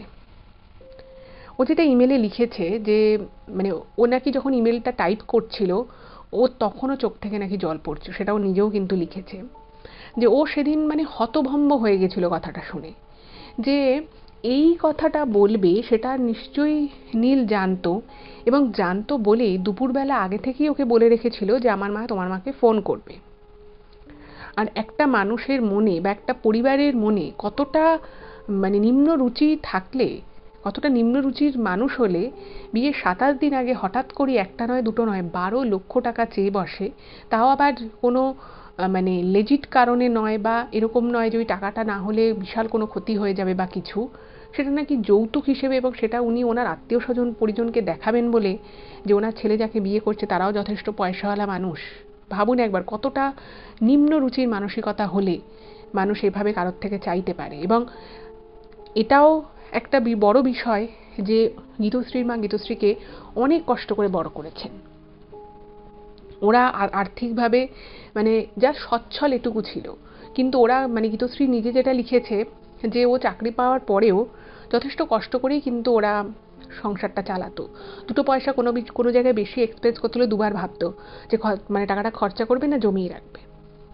সেরকম একটা জায়গায় মানে সেরকম একটা পরিবারে এরকম করে একটা টাকা চাওয়া, সে যে কোনো পরিবারেই টাকা চাওয়াটা একেবারেই অনুচিত, কিন্তু এই পরিস্থিতিতে টাকা চাওয়াটা কতখানি অযৌক্তিক, কতখানি অসম্মানের, কতখানি নিম্ন মানসিকতার পরিচয় দেওয়ার, সেটা আপনারাও নিশ্চয়ই বুঝতে পারছেন। তো সেই দিন এই কথা শোনার পর তো গীতশ্রী প্রচণ্ড রেগে যায় এবং ও তখন ফোনটা ওর মায়ের কাছ থেকে নিয়ে নীলের মায়ের সাথেও নিজে কথা বলে এবং ও জিজ্ঞেস করে যে এই কথাটা উনি আগে কেন বলেননি, বা ওনার ছেলে নীল সে কেন আগে গীতশ্রীকে এই কথাটা বলেনি। তো যাই হোক, তো ওখানে যখন গীতশ্রী যেটা লিখেছে যে ও যখন সেদিনকে ফোনটা নেয় ওর মায়ের থেকে, ওর নিজের কাছে ফোনটা নেয় এবং ও নীলের মায়ের সাথে কথা বলে, তো এটুকু বুঝতে পারি মানে প্রথম না ওর মনে হচ্ছিল যে হয়তো নীল জানে না যে ওর মাই কথাগুলো বলতে চলেছে। মানে ওর প্রথমে মনে আসে যে হয়তো নীলের মা নীলকে বলেছে যে আমি গীতশ্রীর মাকে ফোন করব, বাট নীল জানতো না যে ওর মা অ্যাকচুয়ালি কি বলতে চলেছে। কিন্তু ওর এই ধারণাটা তার কিছুক্ষণ পরেই ভেঙে যায়। কখন ভেঙে যায়?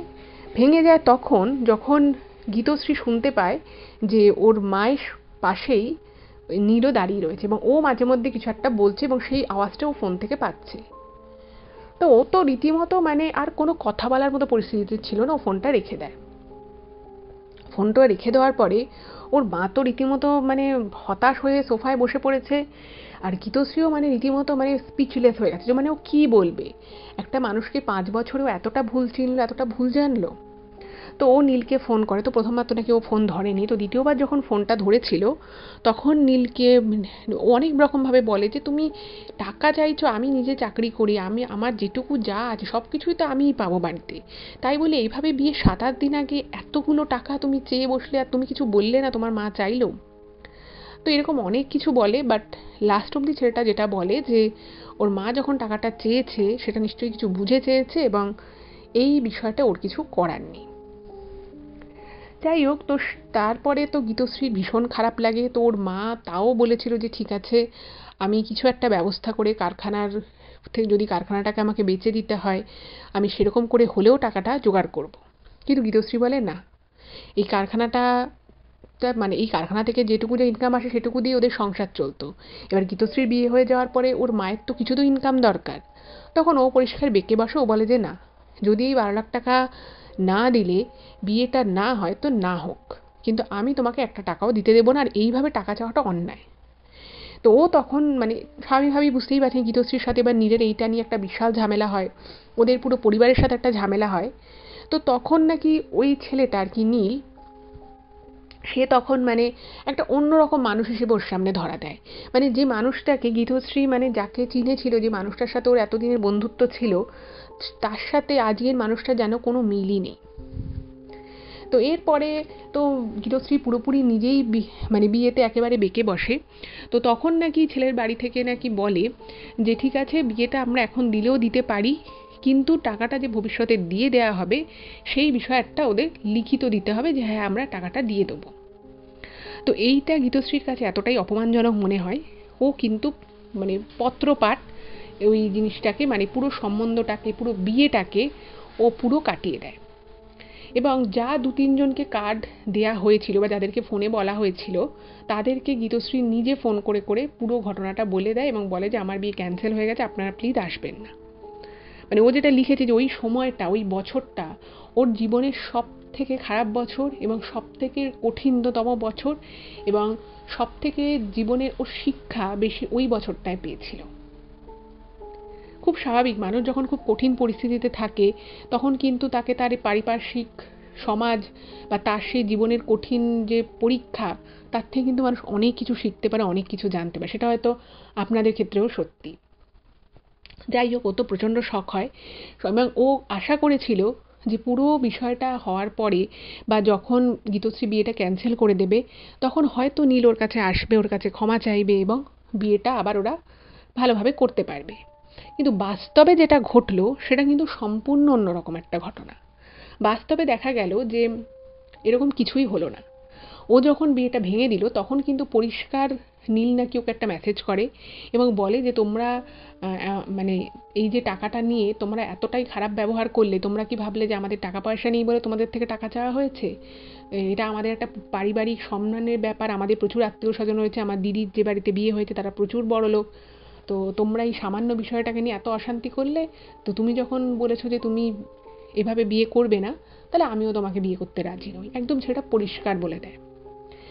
যার ফলে ও কিন্তু মানে আরও যাকে বলে শকড হয়ে যায় এবং ওর প্রচণ্ড খারাপ লাগে। খুব স্বাভাবিক, এত বছর ধরে যে মানুষটার সাথে বন্ধুত্ব ছিল, যার সাথে এত কথা হয়েছে, ঘুরেছে, মানে সে যে এরকম টাইপের মানুষ সেটা কিন্তু ও স্বপ্নেও কল্পনা করতে পারেনি। তার মধ্যে অনেকেই জানতো, তারা ওকে জিজ্ঞেস করছে ডেকে যে কী ব্যাপার হলো, তো ও কাকে কাকে এই কথাগুলো বলবে। তো সেই সময়টা ওর আর ওর মায়ের কিন্তু প্রচণ্ড একটা খারাপ সময় যায়। মানে এমন একটা সময় চলে এসেছিলো যে ওরা বাড়ি থেকে খুব একটা বেরোতো না। মানে ও অফিস যেত, অফিস থেকে একদম মানে বাস স্ট্যান্ডে নেমে রিক্সা করে ও একদম ফ্ল্যাটের দোরগোড়ায় নামতো, চট করে ফ্ল্যাটে ঢুকে পড়তো, যাতে ওকে কেউ দেখে জিজ্ঞেস না করে। কারণ ওর কাছে মানে ও বলছে যে আমি মিথ্যেও বলতে পারবো না কাউকে, আবার সত্যি কথা বলতেও আমার সবসময় ভালো লাগতো না। তো আমি সবসময় চাইতাম যে আমি অ্যাভয়েড করবো। যাই হোক, তো ও তারপরেও বহুদিন ওয়েট করে যে কখনো না কখনো নীল মানে ওর বাড়ির লোক না হোক, অ্যাটলিস্ট নীল নিজের ভুলটা বুঝতে পারবে, ওর কাছে আসবে, ফিরে আসবে, ওকে ফোন করবে, ওকে মেসেজ করবে। কিন্তু দেখা যায় যে ওরকম কোনো কিছুই হলো না। মানে 2 মাস, 3 মাস, 4 মাস, 5 মাস, 6 মাস এভাবেই কেটে যায়। যাই হোক, তো গীতশ্রী প্রথমে তো প্রচণ্ড ডিপ্রেশনে চলে গেছিলো, কিন্তু যেহেতু ওর একটা চাকরি ছিল, তো কোনো রকমে ওই কাজের মধ্য থেকেও নিজেকে বিজি রাখতো। আর গীতশ্রীর মা তো পুরো বিষয়টায় উনিও খুবই ভেঙে পড়েছিলেন। এরকমভাবে যেতে যেতে যখন ওই ঘটনাটার প্রায় 9-10 মাস হয়ে গেছে, তো তখন আমি বললাম যে ওর একটা বান্ধবীর পিসতুতো দাদা ছিল এই নীল। তো সেই বান্ধবীর সাথেও কিন্তু ঘটনাচক্রে ওর সম্পূর্ণ যোগাযোগ বন্ধ হয়ে যায়। তো মানে তারাও একটা মানে মনে হয় না মানে কিছু মানে ব্যাপারটা যেটা গীতশ্রী লিখেছে, যে অনেকেই ব্যাপারটা শুনেছে এবং শুনে তাদের হয়তো মনে হয়েছে যে হ্যাঁ এইভাবে তো পণ চাওয়াটা ঠিক না বা এই ব্যাপারটা ঠিক না, যেহেতু দুজনের একসাথে বহু বছরের পরিচয় রয়েছে, মানে সম্বন্ধের সময় ওরা এরকম কোনো কথা বলেনি, সবাই বুঝতো, কিন্তু কেউ নাকি সামনাসামনি ওদের হয়ে কথা বলতো না। তো সেম জিনিসটা হয় ওর সেই বান্ধবীর সাথে, যে বান্ধবীর মানে পিসতুতো দাদা ছিল নীল। তো যথারীতি গীতশ্রীও যখন ব্যাপারটা বুঝতে পারে, ও তখন নিজেকে একটু রেস্ট্রিক্ট মানে দূরত্ব বাড়িয়ে নেয়। তো এই ঘটনার মানে ওর এই বিয়েটা ভেঙে যাওয়ার প্রায় 10 মাস মতো পরে হঠাৎই একদিন ওই বান্ধবী যে ছিল তার সাথে ওর ফেসবুকে তো ফ্রেন্ডশিপ ছিল, তো সেই বান্ধবীর হঠাৎই একটা পোস্ট দেখতে পায় ও ফেসবুকে। এবং সেই পোস্টটা ছিল, পোস্টের মানে ক্যাপশন যেটা ছিল, যেটা ও লিখেছে, সেই পোস্টের ক্যাপশন ছিল, আজ পিস্তত দাদার বিয়েতে ভীষণ মজা করলাম। তার মানেটা নিশ্চয়ই আপনারা বুঝতে পেরেছেন যে ওই বান্ধবী তার সেই পিস্তত দাদা অর্থাৎ নীলের বিয়েতে গেছিল।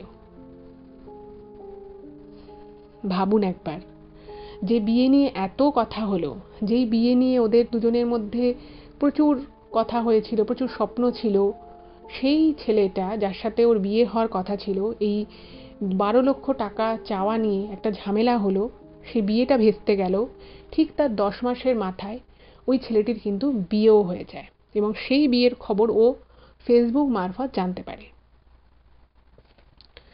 গীতশ্রী বলছে যে আমি জানি না কেন সেদিন ওই ছবি দেখে, ওই পোস্টটা দেখে আমার প্রচণ্ড খারাপ লাগে। মানে আমার রীতিমতো হাত পা মনে হচ্ছিল যেন কাঁপছে, যেটা আমি কি দেখছি, এটা কি হতে পারে? মানে কোথাও তখনও কোথাও না কোথাও গীতশ্রীর মনে একটা আর কি আশা ছিল যে হয়তো ফিরে আসবে, হয়তো ওর ভুল বুঝতে পারবে, হয়তো বলবে যে না, এভাবে আমাদের বলা ঠিক হয়নি। কিন্তু ও যখন দেখে যে ছেলেটা বিয়েও করে নিয়েছে, এটা ওর কাছে মানে রীতিমতো মানে ওর ডিপ্রেশনে যাওয়ার পক্ষে একদম যথেষ্ট একটা জিনিস ছিল এবং ও সত্যি প্রচণ্ড কষ্ট পায়। যাই হোক, তো এই ঘটনার পরে 2 দিন না কেউ বাড়ি থেকে বেরোয়নি, ওর এতটাই মন খারাপ ছিল, অফিসেও যায়নি। তো 2-3 দিন পরে ও নিজেকে একটু সামলে নেয় এবং তারপরে আবারও অফিস যাওয়া শুরু করে। এবার ওর মা তো ওকে দেখে সমস্তটাই বুঝতে পেরেছে। তো ও গীতশ্রী ওর মায়ের সাথেও শেয়ার করে বিষয়টা, যে এরকম ওর বিয়ে হয়ে গেছে। তো ওর মা নাকি এটা শুনে খুব খুশি হয়েছিল যে ছেলেটার বিয়ে হয়ে গেছে। কারণ মানে সেটা পরে গীতশ্রীর মা গীতশ্রীকে বলেছে, ওর মা এই কারণেই খুশি হয়েছিল কারণ ওর মা ভাবছিল যে ছেলেটার যদি মানে বিয়ে এবার করে নিয়েছে, এবার তাহলে আমার মেয়েকেও যদি আমি বলি ও বিয়েটা করতে চাইবে। তো তখন থেকে গীতশ্রীর মা ওর জন্য সম্বন্ধ দেখা শুরু করে। আর এই সম্বন্ধ দেখা শুরু করা বিষয়টা কিন্তু গীতশ্রীর একেবারেই অপছন্দের ছিল। ও একদম বলছে যে দূর, আমি এসব বিয়ে থা করবো না, আমি আর সারা জীবনে এই বিয়ে করবো না, আমি এরকমই থাকবো। তোর মা বলছে যে দেখ, তোর তো আর কেউ নেই আমি ছাড়া, বাকি আত্মীয় স্বজন যে যেখানে আছে সবাই নিজের মতো, সবাই নিজেকে নিয়ে ব্যস্ত, তো তুই বিয়ে করবি না, তোকে কে দেখবে? তো যাই হোক, তো ওর অনিচ্ছা সত্ত্বেও গীতশ্রীর মা কিন্তু সম্বন্ধ দেখা শুরু করে। সম্বন্ধ দেখা হয়, মানে এরকম দেখতে দেখতে একটা ছেলের সাথে ওর মানে মোটামুটি আর কি ওই ছেলেটার পরিবারেরও গীতশ্রীকে পছন্দ হয়, আর গীতশ্রীর মায়েরও কিন্তু ছেলেটাকে খুব পছন্দ হয়। ছেলেটা খুব বিশাল বড় চাকরি করতো তা নয়, কিন্তু ছেলেটা বা ছেলেটার পরিবার ভীষণ ভালো, ভীষণই সাপোর্টিভ। তো গীতশ্রী কিন্তু সেই অর্থে ছেলেটাকে পছন্দ হয় না প্রথমে। তো ওর মা ওকে বলে যে আমার কিন্তু ছেলেটাকে পছন্দ হয়েছে, আর ওরা তো খবর পাঠিয়েছে যে ওদেরও তোকে পছন্দ, তো তোর মতামত কী? তো গীতশ্রী প্রথমে বলে যে দেখো মা, আমার এখন বিয়ে করারই ইচ্ছে নেই, আর সে অর্থে দেখতে গেলে আমার ছেলেটাকে পছন্দও নয়। আচ্ছা, এখানে একটা কথা বলি যেটা গীতশ্রী নিজেই লিখেছে। নীল বলে যে ছেলেটি ছিল, সেই ছেলেটি মানে একটা অন্যরকম ক্যারেক্টারিস্টিক বা অন্যরকম একটা পার্সোনালিটির ছিল। মানে ছেলেটা প্রচণ্ড লম্বা ছিল, ও সবসময় খুব ব্র্যান্ডেড জিনিসপত্র ব্যবহার করতো, মানে চুলটা সুন্দর করে একটা খুব ফ্যাশনেবল ওয়েতে কাটা, জামা কাপড় পরার মধ্যে একটা অন্যরকম ক্লাসি ব্যাপার ছিল, মানে একদম সুন্দর করে আর কি জামা প্যান্ট পরা, ম্যাচিং পরা, মানে কীভাবে আর কি নিজেকে সাজালে ভালো লাগবে এই বিষয়ে খুবই কনসাস ছিল এই ছেলেটি, নীল ছেলেটি।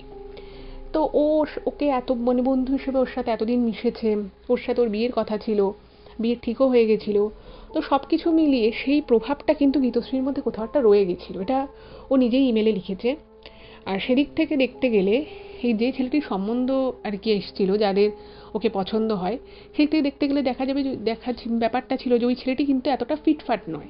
মানে নীলের সাথে ওর প্রথমেই একটা ওর মনে মনে একটা কম্প্যারিজন চলে আসে এবং ও ভাবে যে আরে নীল এরকম ছিল, এই ছেলেটা এরকম দেখতে, অত লম্বা ছিল, এতটা ফর্সা ছিল, এরকম হাইট ছিল। তো সেদিক থেকে মানে একেবারেই অপোজিট, মানে নীলের সাথে কোনোভাবেই ধারে কাছে আসে না। তো কিছুটা সেই কারণে, কিছুটা ওর মনের যে মানে যেটা যে প্রতারণা ওর সাথে হয়েছে, যেভাবে ওকে ঠকানো হয়েছে, ওর মনে একটা কষ্ট, অভিমান, দুঃখ সব কিছুই ছিল। তো ও পরিষ্কার ওর মাকে বলে দেয় যে আমি এই ছেলেটাকে বিয়ে করবো না। তো ওর মা ওকে বোঝানোর চেষ্টা করে যে দেখ, এই ছেলেটা কিন্তু ভালো, আর এখনকার দিনে যতই মানে মেয়ে চাকরি করুক বা মেয়ে সুশ্রী হোক, অনেক ব্যাপার থাকে অ্যারেঞ্জ ম্যারেজে। আমার তো অত পয়সা কড়িও নেই, এবার ধর একটা অন্য এই সম্বন্ধটা ক্যান্সেল হয়ে গেল, অন্য কোনো একটা ছেলে দেখলাম, তাদেরও হয়তো কোনো ডিমান্ড থাকলো। তো এভাবে ওর মা ওকে বোঝাতে লাগলো। আর ওই যে ফ্যামিলিটা, যে ছেলেটাদের ওকে পছন্দ হয়েছিল, তো আন্না না মাঝে মধ্যেই ফোন করতো। তো এবারে কি হয়েছে, একদিন ওই ছেলেটার মা বলছে যে আমার ছেলে একবার আপনার মেয়ের সাথে কথা বলবে, কিন্তু তখনও কিন্তু গীতশ্রীর মা এটা বলেনি ছেলের পার্টিকে যে আমার মেয়ের পছন্দ নয়, এটা বলেনি। তো অনেক বলা পরে গীতশ্রীর মায়ের থেকে গীতশ্রীর ফোন নাম্বারটাই ছেলের মা নেয় এবং সে বলে যে আমার ছেলে যদি একবার ফোন করে আপনার মেয়েকে অসুবিধা আছে। তো মা বলছে না না, ওকে তবে বিকেলের পরে ফোন করবেন, ও বাড়িতে অফিস থেকে ফিরুক তারপরে। বলছে হ্যাঁ হ্যাঁ সে ঠিক আছে। তো গীতশ্রীর সাথে কথা হয় ছেলেটার। তো গীতশ্রী ওর মা আগেই বলে দিয়েছিল যে তোর ফোন নাম্বার আমি ওই ছেলেটাকে দিয়েছি। তো কথা হতো। এবার গীতশ্রীর প্রথম প্রথম একদমই ইচ্ছে করতো না কথা বলতে, মানে ওই একটা দুটো কথা বলতো তারপরে ও রেখে দিত। আর গীতশ্রীর মায়ের সাথে যখন ওই ছেলেটির মায়ের কথা হতো, তো তখন ওরা বললো যে ওর মা নাকি বলেছিল গীতশ্রীর মা যে আমার তো আপনাদের ছেলেকে, আপনাদের পুরো পরিবারকে পছন্দ, কিন্তু ছেলে মেয়ে একে অপরকে যদি পছন্দ করে তাহলে তো আমাদের কোনো অসুবিধে নেই, ওরা বরং কিছুদিন কথা বলুক তারপরে না হয় আমরা ওনার সাথে ডিসিশনে আসবো, এইটাই আর কি কথা হয়। তো প্রথমত আমি বললাম যে গীতশ্রীর একদমই ভালো লাগতো না ছেলেটার সাথে কথা বলতে, কিন্তু আস্তে আস্তে আস্তে আস্তে যখন ছেলেটা মানে ও অফিস থেকে বেরোনোর আগে ওকে জিজ্ঞেস করতো অফিস থেকে বেরিয়েছে কিনা, আবার বাড়ি ঢুকলে বলতো বাড়ি ঢুকেছে কিনা, ও রাতের বেলা খেয়েছে কিনা, মানে প্রত্যেকটা বিষয় কিন্তু ছেলেটা একটা খুব কেয়ারিং মেন্টালিটি দেখাতো। এবং এই প্রত্যেকটা খুঁটিনাটি বিষয় জিজ্ঞেস করা, কেয়ারিং মেন্টালিটি, এগুলো কিন্তু ওর নীলের মধ্যে কখনোই ছিল না। মানে ও খুব মানে ঠিক আছে রাতের বেলা একবার ফোন করবে, একবার সকালে ফোন করবে, একবার দুপুর ইচ্ছে হলে করবো না, ইচ্ছে হলে করবো না, এরকম টাইপের ছিল।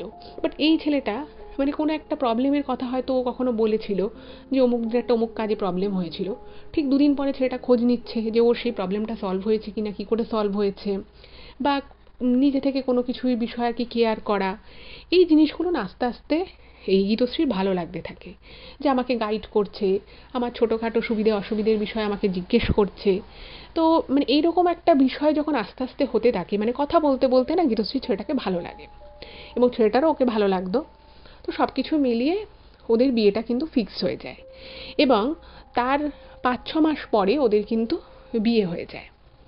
এবার বিয়ে হয়ে যাওয়ার পরে ওদের কিন্তু একটা খুব ভালো, মানে যাকে বলে একটা খুব সুন্দর বোঝাপড়ার মতো একটা সম্পর্ক, একে অপরকে মানে সমস্যা সুবিধা এগুলো বুঝে চলার মতো একটা খুব ভালো একটা ওদের রিলেশনশিপ তৈরি হয়।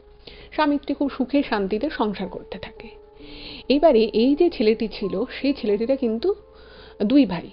এবার গীতশ্রী যার সাথে বিয়ে হয় মানে ওর যে হাজবেন্ড, তিনি হচ্ছেন ছোট ভাই, আর ওর হচ্ছে একজন ভাসুর রয়েছে, কিন্তু সেই ভাসুর বিয়ে করেননি। মানে উনি একটু অন্যরকমভাবে উনি একটা বিষয় নিয়ে রিসার্চ করছিলেন, তো উনি মাঝখানে বিদেশে ছিলেন, তো সেই সব কারণের জন্য না মানে ওনার কেরিয়ার ওরিয়েন্টেড ব্যাপারের জন্য ওনার মানে বিয়ে করতে অনেকটা দেরি হয়েছে। তো তারপরে উনি বলেছেন যে আমার এখন বিয়ে করার ইচ্ছে নেই, তোমরা ভাইয়ের বিয়ের জন্য সম্বন্ধ দেখো। তো বিয়ের জন্য সম্বন্ধ দেখে তো এর সাথে বিয়ে হয়। খুব ভালো ফ্যামিলি ওর, মানে প্রত্যেকটা বিষয় বাড়ির সকলে ওকে খুব কেয়ার করে, ওর খেয়াল রাখে, ওর পছন্দ অপছন্দ সবাই মেনে চলে, খুব সুখে শান্তিতে সংসার করছে। এইবারে ঘটনাটা যেটা ঘটে যে ওর যে ভাসুর, মানে গীতশ্রীর যে ভাসুর, তার জন্য সম্বন্ধ দেখা শুরু হয়। মানে তার তখন মানে তিনি অন্য একটা বড় ইউনিভার্সিটিতে উনি গেস্ট লেকচারার হিসেবে কাজ করতেন এবং উনি কিছু মানে বিভিন্ন রিসার্চ অর্গানাইজেশনের সাথে যুক্ত ছিলেন, মানে খুবই উঁচু পোস্টে একটা কাজ করতেন, রিসার্চ বেসড কাজ। তো তখন উনি আর কি বাড়ি থেকে বলেছিল যে আমার যখন বিয়ে করার সময় হবে আমি তোমাদেরকে বলবো, তোমরা তখন দেখো। এইবারে এবার মানে ভাসুরের বিয়ে হবে, তো বাড়িতে সবাই খুব এক্সাইটেড এবং গীতশ্রীও খুব এক্সাইটেড। তো সম্বন্ধ দেখা হচ্ছে এবং ও না মানে এই বাড়িতে বিয়ে হয়ে আসার পরেও এত ভালোবাসা, সকলের এত কেয়ার পেয়েছে যে ও না ওর যে আগের যে কষ্টটা, 5 বছরের সম্পর্ক ভেঙে যাওয়ার যে কষ্টটা, বিয়ে হতে গিয়ে বিয়ে না হওয়ার যে মানে ব্যথা, পুরোটাই কিন্তু ভুলে যায়। আর বিয়ের আগে ও এই সমস্ত কথা ওর হাজবেন্ডকে বলেছিল যে আমার সাথে এরকম এরকম ঘটনা ঘটেছে, ওর শাশুড়িও জানতো, শাশুড়ি মা। তো তারা বলেছে ঠিক আছে, এটা কোনো ব্যাপার না, তুমি যে সময়ের আগে বুঝে গেছো এটাই অনেক ভালো। তো ও মানে পুরো ব্যাপারটা ওর মাথা থেকেই বেরিয়ে গেছে, ওর মানে মনেও পড়ে না। কিন্তু এখানে একটা আবার টুইস্ট আছে, মানে টুইস্ট বলা চলে, মানে কি বলবো, কথা আছে যে বাস্তব জীবন সিনেমাকেও হার বানায়, এটা হয়তো সেরকমই একটা উদাহরণ, সেটা আপনারা শুনলে বুঝতে পারবেন। সেটা হচ্ছে যে যখন ওর ওই ওর যে ভাসুর যে তার জন্য বেশ কিছু সম্বন্ধ আসতে থাকে। তো মোটামুটি ওই ফোনে ফোনে সম্বন্ধ আসতো, তারপর ওরা শর্ট লিস্ট করে যে কটা সম্বন্ধ মোটামুটি ঠিক আছে, এবং সেটাকে শর্ট লিস্ট করে ভাবে যে ঠিক আছে এই 3-4টে ঠিক মনে হয় 3-4টের বাড়ি যাব, গিয়ে দেখা সাক্ষাৎ করে আসবো। এবারে ওরা একটা দুটো ওরকম বাড়িতে মেয়ে দেখতে গেছে। তো মোটামুটি সেই মেয়েদেরকে মোটামুটি পছন্দ হয়েছে, কোনোটা হয়তো ঠিকঠাক লেগেছে, খুব পছন্দ হয়নি। এইবারে একটা মানে ফোনটা মেনলি আসতো কিন্তু গীতশ্রী শ্বশুরমশাইয়ের কাছে। তো এবারে একটা ফ্যামিলি ফোন করে বলে যে আমরা তো আপনার বাড়ি যে দিকটা আছে আমরা ওদিকটাতেই আছি, তো আপনারা যদি কিছু মনে না করেন তাহলে আমরা আপনার বাড়িতে কি ছেলে দেখে, আমার মেয়েও আছে, তো মেনলি তো মানে ছেলেপক্ষই প্রথম মেয়েকে দেখতে আসে, কিন্তু এখন দিনকাল বদলেছে, যদি আপনারা মানে আমাদেরকে অনুমতি দেন তাহলে আমরাও গিয়ে দেখতে পারি, নাহলে নেক্সট উইকে আপনারা আমাদের বাড়ি চলে আসুন। তো এই কথা যখন বলেছে তো তখন গীতশ্রী শ্বশুরমশাই খুব মানে একদম ফ্র্যাঙ্ক মানুষ, তো উনি বলছেন না না ঠিক আছে, কোনো ব্যাপার না, আপনারাও আসতে পারেন, কোনো অসুবিধে নেই, মেয়েকে নিয়ে আসুন। এবার তারা সেই মেয়ে পক্ষ তাদের মেয়েকে নিয়ে এসছে। এইবারে হচ্ছে ঘটনার একটা সম্পূর্ণ অন্য মোড়ে চলে যায়। গীতশ্রীর ভাসুরকে দেখতে যে মেয়ে আর তার বাবা মা আসে, তাদেরকে দেখে গীতশ্রীর পায়ের তলার মাটি সরে যাওয়ার অবাক, বা বলা যেতে পারে মানে গীতশ্রীর মাথায় আকাশ ভেঙে পড়ে। কাকে পাত্রী হিসেবে কে এসছিল জানেন দেখতে গীতশ্রীর ভাসুরকে? হয়তো আপনারা ধরতেও পারবেন না। এসছিল ওর সেই যার সাথে বিয়ে হওয়ার কথা ছিল নীল, আমি বলেছিলাম না তার এক দিদি ছিল, তার দিদির কিন্তু বিয়ে হয়ে গেছিল, সেই ওর দিদিরকে নিয়ে নীলের বাবা মা আসে গীতশ্রী শ্বশুর বাড়িতে ওর ভাসুরকে দেখতে। ভাবুন একবার, এইটা দেখে মানে গীতশ্রী যেটা লিখেছে যে আমি যখন মানে প্রথমে তো দরজা খুলেছে, দরজা খোলার পরে শ্বশুরমশাই শাশুড়ি মা ঢুকিয়েছে ঘরে, ওরা কথাবার্তা বলছে। তো ওদের বাড়িতে একটা মাসি কাজ করে, তো মাসির সাথে চা জল খাবার ওসব নিয়ে গীতশ্রী যখন ওদের হলঘরটায় ঢুকেছে, ঢুকে বলছে আমি না আমার পা চলছে না, মানে আমি পুরো দাঁড়িয়ে গেছি, এবং আমি অবাক হয়ে গেছি যে নীলের দিদিকে নিয়ে ওর বাবা মা এসছে, মানে এ পাত্রী, মানে ও ভাবছে আমি কি কিছু ভুল ভাবছি বা ভুল কিছু কি হচ্ছে এখানে। তো ওর এতটাই মানে দেখেও শকড হয়ে যায়, এবং অদ্ভুত বিষয় হচ্ছে যে ওকে দেখেও কিন্তু নীলের মা চিনতে পারে, এবং ওখানে ওরা মানে বিশেষ আর কোনো কথাও বলতে পারছে না, কিছু বলতেও পারছে না, এবং 15 মিনিটের মধ্যে ওখানে আর কি আসার 15 মিনিটের মধ্যে ওরা বলে যে মানে ওদের কাছে একটা ফোন আসে এবং বলে যে আমাদের এক্ষুনি বেরোতে হবে, আমাদের একটা খুব এমার্জেন্সি কাজ এসে গেছে। মানে প্রথমে ভালোই কথাবার্তা শুরু হয়েছিল, কিন্তু যেই মুহূর্তে ওরা দেখে যে ওটা গীতশ্রী এবং বুঝতে পারে যখন ইন্ট্রোডিউস করিয়েছে যে আমার ছোট ছেলের বউ, ওরা প্রচণ্ড মানে একদম শকড হয়ে যায়, এবং 15 মিনিটের মধ্যে ওই বাড়ি থেকে বেরিয়ে চলে যায়। তো তখন তো মানে ছেলেপক্ষ মানে গীতশ্রীর যে শ্বশুর শাশুড়ি ওর যে ভাসুর, তারা কেউ কিছু বুঝতে পারছে না যে ব্যাপারটা কি হলো। ওরা এসছিল নর্মাল কথা বলছিল, আর দেখে ওদের কিন্তু তখন মনে হচ্ছিল যে ওরা খুব তাড়ায় আছে। তো তখন গীতশ্রী পুরো কথাটা খুলে বলে যে এই ব্যাপার, এবং এই মেয়েটি যে দেখতে এসেছিল তো বহুদিন আগে বিয়ে হয়ে গেছে, এবং ওই যে ওরা যে এখান থেকে যে অ্যাড থেকে আর কি বিয়ের জন্য আর কি সম্বন্ধটা আসছিল, সেখানে কোথাও কিন্তু উল্লেখ করা ছিল না যে ও মানে ডিভোর্সি হোক বা বিপদে যাই হোক, কিছু মানে যাই হয়ে থাকুক না, ডিভোর্সি হোক বা ছাড়াছাড়ি হয়ে গিয়ে থাকুক, বা ওনার হাজব্যান্ড যদি কোনো কারণে মারাও গিয়ে থাকেন, সেই বিষয়ে কিন্তু কোনো কিছু লেখা ছিল না। তো তখন না ও প্রচণ্ড অবাক হয়ে গেছে। এইবারে ঘটনার এখান থেকে একটা নতুন মোড় নেয়। তো সবাই তো ওর মানে ওর গীতশ্রী আর কি শ্বশুর শাশুড়ি তারা তো খুব রাগারাগি করে যে মেয়ের সাথে কিছু হতেই পারে, সেটা বড় কথা নয়, কিন্তু ওরা আগে থেকে তো এরকম কিছু জানায়নি। আর যেহেতু আমি বললাম যে গীতশ্রী ওর মানে শাশুড়ি মা এবং ওর হাজব্যান্ডকে বিয়ের আগেই সমস্ত কথা বলেছিল, তো ওরাও বললো যে দেখছো কীরকম বাজে ফ্যামিলি, এভাবে নিজের মেয়েকে ভুলভাল বলে বিয়ে দিচ্ছিল। এরপরে গীতশ্রীর কাছে ঠিক তার পরের দিন সেই নীলের ফোন আসে। নীলের যখন ফোন আসে, এটা কিন্তু প্রথমে বুঝতে পারিনি যে ওকে নীল ফোন করছে, এটা অন্য একটা আননোন নাম্বার থেকে ফোন আসে। ফোন আসার পরে ওর সাথে নীল প্রচুর কথা বলে, এবং এই যে কথাগুলো বলে মানে প্রথমে যখন গীতশ্রী ফোনটা আসে গীতশ্রীর কাছে, ও তো ভাবছে নীল মনে ওকে অপমান করবে, বাজে কথা কিছু বলবে, কিন্তু ব্যাপারটা একেবারেই কিন্তু সেরকম হয় না, বরং উল্টো হয়। নীল ওর সাথে ভীষণ ভালোভাবে কথা বলে, ওর কাছে ক্ষমা চায় যা যা হয়েছে, এবং ওকে বলে যে ওর মানে বাবা মা যে ওর দিদিকে নিয়ে ওই বাড়িতে গেছিল, ওরা নাকি এই ব্যাপারটা অ্যাডভার্টাইজমেন্টে লেখেনি যে ওর দিদির সাথে যার বিয়ে হয়েছিল তার ডিভোর্স হয়ে গেছে, সেই বিষয়টা প্রাইভেটভাবে বা আলাদাভাবে বলবে বলেই নাকি গেছিল। যদিও তার কোনো সত্যতা নেই, কারণ ওনারা যখন কথা শুরু করে তখন কিন্তু নর্মালভাবেই শুরু করে, এরকম কিন্তু কখনোই বলেনি যে একটা বিশেষ কথা বলবো বলে আমরা এখানে এসেছি বা এরকম কিছুই হয়নি। যাই হোক, এবং এই কথা বলতে বলতে গীতশ্রী যেটা জানতে পারে, শুধুমাত্র যে ওর দিদির ডিভোর্স হয়ে গেছে তা নয়, এই নীল যে ওকে ঠকিয়ে বিয়ের মানে মাত্র 25 দিন আগে ওর বিয়ে পুরোপুরি ভেঙে যায়, যেখানে সমস্ত অ্যারেঞ্জমেন্ট হয়ে গেছিলো, এবং এর জন্য গীতশ্রীদের প্রচুর টাকা পয়সাও মানে নষ্ট হয়, প্রচুর টাকা পয়সা খরচা হয়ে যায়, যে সমস্ত জায়গায় ওদের অ্যাডভান্স করা ছিল টাকা, সেগুলো ওরা কোনোটাই ফেরত পায় না। এবং পরে এটাও গীতশ্রী জানতে পেরেছিল যে অ্যাকচুয়ালি নীলরা নাকি কোনো বাড়িঘর সেভাবে বুকই করেনি, মানে ওদের দিক থেকে সেরকম কোনো টাকা পয়সা লসও হয়নি, ওরা নাকি বাড়িতেই বিয়েটা দিত, ওদের যে বাড়ি ছিল সেই বাড়িতেই প্যান্ডেল করে বিয়ে দিত, তাই ওদের পক্ষে সেরকম কিছু টাকা পয়সা লস হয়নি। কিন্তু সেখানে দেখতে গেলে প্রায় 50-60 হাজার টাকা কিন্তু গীতশ্রীদের বিভিন্ন জায়গায় অ্যাডভান্স করে লস হয়ে গেছিলো। তো কথা বলতে বলতে এটাও জানতে পারে গীতশ্রী যে ওর সাথেও ওর মানে ওয়াইফের, নীলের সাথে ওর ওয়াইফের বনাবনি হয়নি, এবং কিছু বিষয় নিয়ে এতটাই ঝামেলা হয় যে ওর বউ বাড়ি থেকে বেরিয়ে গিয়ে শুধু ডিভোর্স করে তাই নয়, ওর বিরুদ্ধে ওদের পুরো পরিবারের বিরুদ্ধে নাকি মামলা করে, এবং সেই মামলা এখনও চলছে। তো ও নাকি কেঁদে কেঁদে নাকি ক্ষমা চায়, এবং ইভেন এটাও ওকে নাকি গীতশ্রীকে বলে নীল যে তুমি চাইলে আমার জীবনে আসতে পারো আবার।